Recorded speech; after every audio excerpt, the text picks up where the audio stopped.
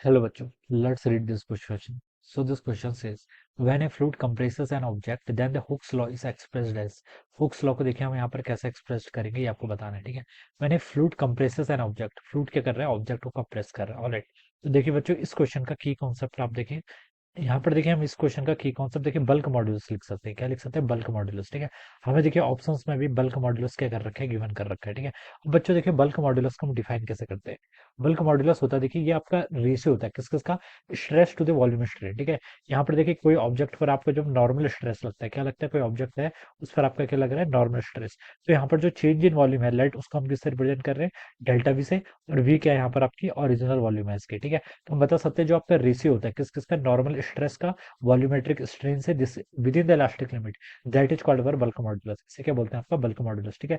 तो bulk modulus के देखिए डेफिनेशन लिख सकता हूँ, it is a ratio of the normal stress, किस किस का रेशियो होता है, this is defined as the ratio of the normal stress to the volumetric strain, क्या होता है, टू दी वॉल्यूमेट्रिक स्ट्रेन, ठीक है।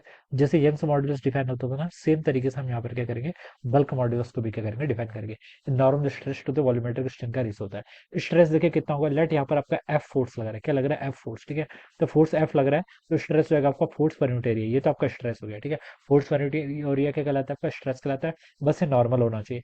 वॉल्यूमेट्रिक स्ट्रेन, वॉल्यूमेट्रिक स्ट्रेन क्या होता है, आपका change in length divided by the original length. ये किसके को लगा, change in length divided by original length. यहाँ से आप लिख सकते हैं, देखिए एफ वी आपका ऊपर हो जाएगा, यहाँ पर क्या बचेगा, एरिया टाइम्स आपका डेल्टा वी, ये टर्म आपकी यहाँ पर से इतनी हो जाएगी।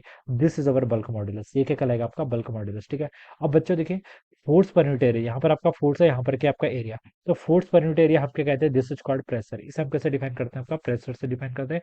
तो बल्क मॉड्यूलस हो जाएगा आपका प्रेशर टाइम्स आपका वॉल्यूम डिवाइडेड बाय आपका क्या हो जाएगा, डेल्टा वी। डेल्टा वी क्या आपका चेंज इन वॉल्यूम। तो ये आपका यहाँ पर से क्या हो जाएगा, बल्क मॉड्यूलस हो जाएगा। और इसको देखिए बच्चों आप यहाँ पर से तो देखिए बच्चों, अगर मैं यहाँ पर से इसको ऐसे भी लिख सकता हूँ, प्रेशर को देखिए मैं क्या लिख सकता हूँ, वी टाइम्स आपका डेल्टा वी डिवाइडेड बाय आपका वी के इक्वल। तो ये रिलेशन ट्रू होना चाहिए, this should be the relation between the pressure and bulk modulus. तो देखिए इसका एक करस्पॉन्डिंग सी वाला ऑप्शन आपको गिवन कर रखा है, क्या कर रखा है, सी ऑप्शन गिवन कर रखा है। तो this should be the right answer of this question, ठीक है। ये क्या होना चाहिए, इस क्वेश्चन का अपने यहाँ से राइट आंसर होना चाहिए, ठीक है।